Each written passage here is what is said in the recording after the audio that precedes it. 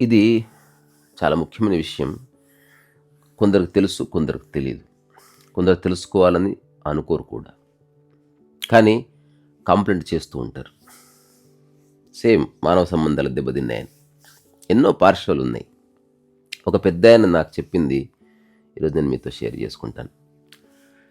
ఒకసారి ఒక చిన్న బాబు అల్లరి చేస్తే వాళ్ళ మదర్ వచ్చి వాడి చేతిలో ఉన్న వస్తువేదో లాగేసుకొని ఫడా ఫడా ఫడా కొట్టేసింది వాడిని. నా పక్కన ఉన్న పెద్దాయన నాతో అన్న మాట ఏందంటే, చెడిపోయింది అన్నాడు. నేనన్నా ఏం చెడిపోయింది అంటే, ఆ తల్లి ఆ పిల్లవాడితో తనకున్న సంబంధాన్ని చెడగొట్టుకుంది ఈరోజు అన్నాడు. నేను ఆశ్చర్యపోయాను. పిల్లవాడేదో తప్పు చేస్తే కొట్టింది కదా అంటే, అది చాలా తప్పు, అలా చేయకూడదు అన్నాడు. మరి ఏం చేయాలి అంటే, ఎప్పుడైనా సినిమా చూసావా? సినిమా చూశానండి. మొదటి షాట్లోనే, మొదటి సీన్లోనే వీళ్ళని చంపేయచ్చు కదా, ఎందుకు చివరి వరకు 1.5 hour 2 hours లాగి ఆ తర్వాత చివరి ఫైట్ ఎక్కడో కొండల్లో గుట్టల్లో ట్రైన్ మీద కొట్టుకుంటారు. అంటే ఏదైనా సరే చేయడానికి ఒక పద్ధతి ఉంది. మన కారు కూడా ఎక్కగానే ఫోర్త్ గేర్ వేయచ్చు కదా, అంటే వేయకూడదు, కారు చెడిపోతుంది. సో చాలామందికి ఈ చిన్న విషయం తెలియదు. మీ ఇంట్లో చిన్న పిల్లలు ఉంటారు, లేకపోతే ఇప్పుడే కొత్తగా పెళ్ళై ఇంటికి భార్య వచ్చింది, లేకపోతే అత్త కోడలతో డీల్ చేస్తుంది. మీరు ఏదన్నా తప్పు చేయగానే మొదటిసారి క్లైమాక్స్కి వెళ్ళారనుకోండి, రిలేషన్షిప్ చెడిపోతుంది. ఇది రాసి పెట్టుకోండి. అట్లా కాకుండా ఫర్ ఎగ్జాంపుల్ చిన్న కథ చెప్తా చూడండి. ఒక ఆఫీస్లో ఒక ఎంప్లాయీ ఉన్నాడు, లేటుగా వస్తుంటే మేనేజర్ ఏం చేశాడు, మొదటిసారే చాలా కోపంగా ఒక గ్లాస్ ఎత్తి కింద పడేసి అరిచాడు. దాంతో ఎంప్లాయీకి మనసిరిగింది, అక్కడి నుంచి వెళ్ళిపోయాడు, రిజైన్ చేశాడు, వాట్ ఎవర్.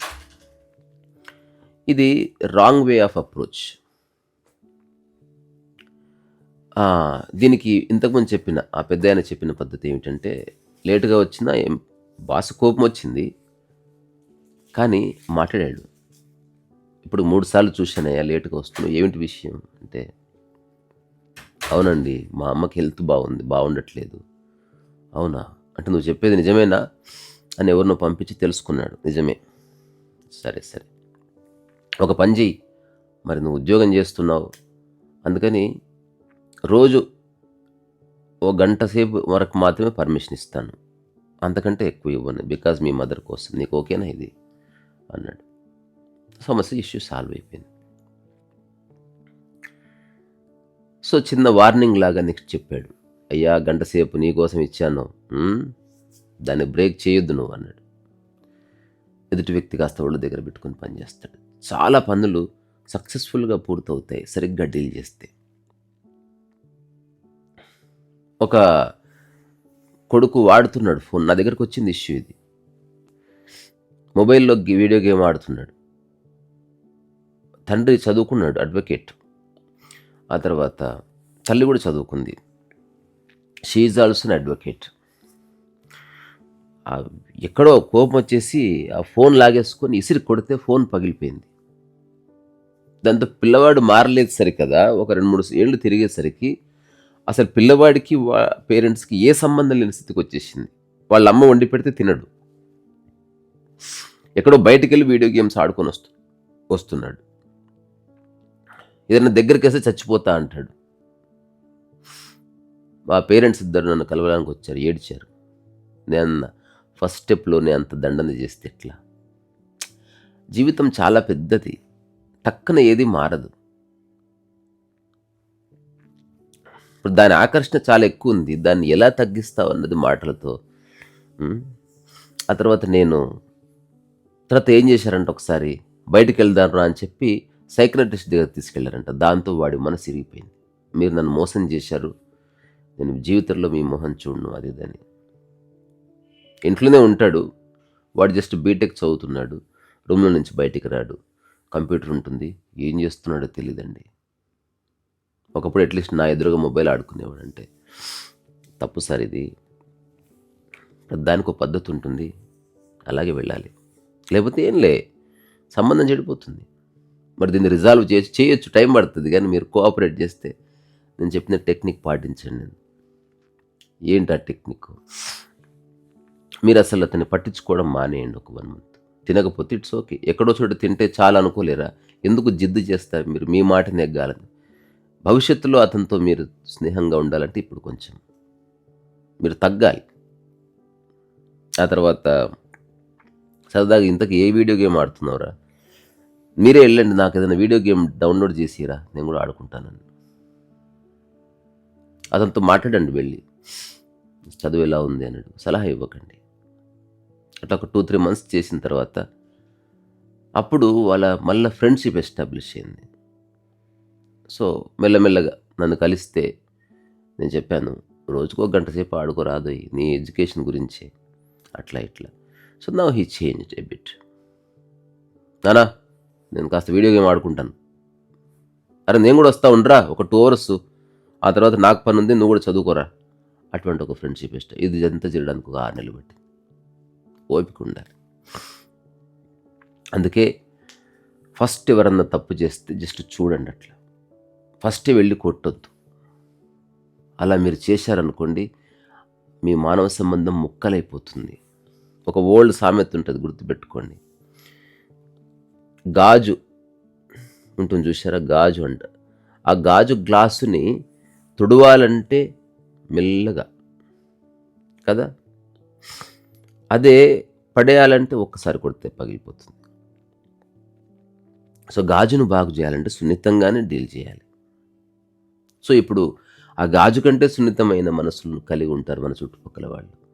నేను చాలా చూశాను, మానవ సంబంధాలు చెడిపోవడానికి మాటనే ఇంతగా చెప్పిన వాడిని నేనే, మాటికి నేను చూశాను. కాబట్టి మీరు ఏదేదో చేయకండి, పూజలు పునస్కారాలు, ఫస్ట్ మాట సరి చేసుకోండి. సూటిపోటి మాటలు అంటారు, మనసు ఇట్లా ఇరిగిపోతుంది అంతే. కొన్ని కోట్ల రూపాయలు ఇచ్చినా మీరు మళ్ళీ ఒపీనియన్ క్రియేట్ చేయలేరు. నాకు వద్దండి, నాకు ఇష్టం ఉండదు ఆవిడంటే, నాకు ఆవిడంటే ఇష్టం ఉండదండి అంటే ఏమైనా కొట్టారా తిట్టారా, కొట్టినా బాగుండు, కానీ చాలా దారుణంగా మాట్లాడుతుందండి, అందరి ముందు ఇన్సల్ట్ చేస్తుందండి. మా ఆయన ముందు పదే తను గొప్ప అని ప్రూవ్ చేసుకుని నేను విన్నాను. పేరెంట్స్ కూడా తెలుసో తెలియక పిల్లల్ని చాలా ఇబ్బంది పెడతారు. చాలా వాళ్ళంతా రైట్ అనుకుంటారు దాన్ని. సున్నితంగా డీల్ చేయాలి. నేను అంటున్నాను, తిట్టొద్దు అరవద్దని కాదు, but you should be conscious of your batting. గమనిస్తూ చేయాలి. ఒక బొమ్మ చెక్కేవాడు రవులితో కొడతాడు, కానీ గమనిస్తాడు. కన్ను దగ్గర చెక్కుతున్నప్పుడు, ముక్కు దగ్గర చెక్కుతున్నప్పుడు ఒక్క అన్కాన్షియస్ దెబ్బ పడ్డా సరే ముక్కు ఇరిగిపోతుంది. మీకు తెలుసో తెలీదో, ఏదైనా శిల్పం తయారు చేసినప్పుడు దానికి డ్యామేజ్ అయితే దాన్ని వాడరు, అంత కాన్షియస్. సో ఒలి దెబ్బ వేయాలి, బలంగా కొట్టాలి, కానీ శిల్పం చెడిపోకూడదు. ఇది చాలా చాలా చాలా. నువ్వు మానవ సంబంధాలు మొదట చూడు అటు నేరుగా, ఆ తర్వాత కొంతకాలానికి అంటే ఓకే సారీ డాడీ అన్నట్టు ఉండాలి. సో డాడీ అన్నాడు, అమ్మో ఈరోజు నేను చూశాను అట్లా ఒక పేరెంట్ని. బాగున్నారు వాళ్ళ పిల్లలు, ఎక్కువ మాట్లాడుకోరు. ఎరా ఏమిటి అమ్మ మీద వాయిస్ లేస్తుంది, చూస్తున్నాను చూడు, అలా వద్దు అంతే. 1 గంట తర్వాత రా మాట్లాడాలి నీతో, వస్తావా లేకపోతే చెప్పు ఎప్పుడు కలుస్తావు? సాయంత్రం డాడీ. సరే నీకు వీలు కాకపోతే చెప్పు, నేనే వస్తాను, కానీ ఇంపార్టెంట్ టాపిక్ మాట్లాడాలి. కూర్చొని గుసగుసలాడు. అమ్మ చాలా కష్టపడ్డది, అలా మాట్లాడు తప్పు కదా. సరే నువ్వు చదువుకున్నా, ఆమెకు తెలివి లేదు, ఏదైనా సలహా ఇచ్చింది, అట్లా కాదు మమ్మీ అని చెప్పాలి, కానీ కోపడతావా నువ్వు? Should respect. ఆమె లేకపోతే నువ్వు లేవుగా. అది వెళ్ళి రాత్రి అమ్మకి టీ అన్న ఏదైనా చేసి ఇచ్చి సారీ చెప్పు. చేయగలవా ఇట్లా? భవిష్యత్తులో నీకు ఎవరన్నా చేస్తారు, మరి ఆలోచించి నీకు నచ్చితే నీ చెయ్యి. సూపర్ వార్నింగ్, ఇది వర్కౌట్ అవుతుంది. ఆల్వేస్ కంపాషన్తో డీల్ చేయాలి. ఇది ఎంత చెప్పినా అర్థం కాని వాడికి అర్థం కాదు, ఎప్పటికీ అర్థమయ్యేవాడు ఈ క్షణమే మారుతాడు. అందుకని ఫస్ట్ చూడు, ఆ తర్వాత అను, ఆ తర్వాత ఒక్క మాట, ఆ తర్వాత ఒక్క అరుపు, ఆ తర్వాత చిన్న గద్దింపు, ఆ తర్వాత ఒక వార్నింగు, ఆ తర్వాత ఒక చిన్న చీవాటు, ఆ తర్వాత ఒక తిట్టు, ఆ తర్వాత వీరితో కొట్టు. అంతేగాని మొట్టమొదటే కొట్టావనుకో నీ మానవ సంబంధం ఫట్టు ఈ సరస్సు వయసు.